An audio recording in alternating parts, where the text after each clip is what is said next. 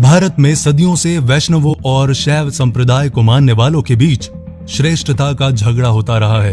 वैसे ये सवाल किसी को भी जायज लग सकता है कि कहानियों और मिथकों के हिसाब से ब्रह्मा, विष्णु और महेश में कौन सर्वश्रेष्ठ है। आखिर विष्णु और महेश की पूजा क्यों होती है, ब्रह्मा जी की पूजा क्यों नहीं होती, क्या रहस्य है शिवलिंग के पीछे का। तो आज की ये वीडियो इन्हीं सवालों के आसपास चलेगी और घूमेगी और बताएगी आपको कुछ बातें, तो वीडियो को आखिर तक जरूर देखें। ब्रह्मा और विष्णु में श्रेष्ठता का झगड़ा, कौन से देव हैं सर्वश्रेष्ठ। तो सुनिए, शिव की श्रेष्ठता को लेकर कई कथाएं हैं। उनमें से एक कथा के अनुसार ब्रह्मा और विष्णु में एक बार श्रेष्ठता को लेकर झगड़ा हो गया। ब्रह्मा जी ने विष्णु जी से कहा, मैं हर जीवित अस्तित्व का पिता हूँ, इसमें तुम भी शामिल हो। विष्णु जी को यह अच्छा नहीं लगा। उन्होंने ब्रह्मा से कहा, तुम एक कमल के फूल में पैदा हुए थे जो मेरी नाभि से निकला था, इस तरह तुम्हारा जनक मैं हुआ। ब्रह्मा पूरे संसार के जनक थे तो विष्णु उसके पालक। ब्रह्मा रचते ही नहीं तो विष्णु चलाते क्या, और विष्णु संसार को चलाते पालते नहीं तो ब्रह्मा की बनाई हुई दुनिया बेमतलब होती। दोनों के बीच झगड़ा चल ही रहा था कि अचानक एक अग्निस्तंभ अवतरित हुआ।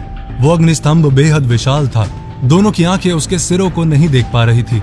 तो इसके बाद दोनों के बीच तय हुआ कि ब्रह्मा आग के इस खंबे का ऊपरी सिरा खोजेंगे और विष्णु निचला सिरा।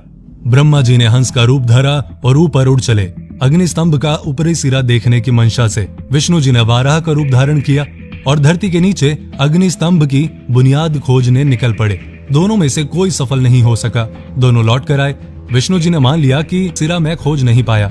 यूं तो खोज ब्रह्मा जी भी नहीं पाए थे, लेकिन ब्रह्मा जी ने झूठ कहा कि वो सिरा देखाए, और तभी अग्निस्तंभ फट पड़ा और उसमें से शिव प्रकट हुए।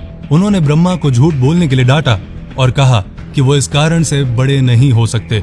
उन्होंने विष्णु जी को सच स्वीकारने के कारण ब्रह्मा से बड़ा कहा विष्णु जी को। ब्रह्मा और विष्णु जी दोनों ने मान लिया कि अग्निस्तंभ से निकले शिव महादेव यानी किसी अन्य देव से बड़े हैं। वो उन दोनों से भी बड़े हैं क्योंकि दोनों मिलकर भी उनके आदि अंत का पता नहीं लगा सके। ब्रह्मा जी का चित्रण हमेशा साधु की तरह होता है, विष्णु जी का राजा की तरह और शिव का सन्यासी की तरह। ब्रह्मा जी की पूजा क्यों नहीं होती?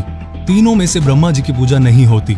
इसके दो कारण बताए गए हैं, एक आध्यात्मिक और दूसरा ऐतिहासिक। आध्यात्मिक दृष्टिकोण से ब्रह्मा जीवात्मा का प्रतिनिधित्व करते हैं, ऐसी आत्मा जो सवालों के जवाब ढूंढती है, इसलिए पूजा के लायक नहीं है। विष्णु और शिव परमात्मा का प्रतिनिधित्व करते हैं, जिन्हें सवालों के जवाब मिल चुके हैं।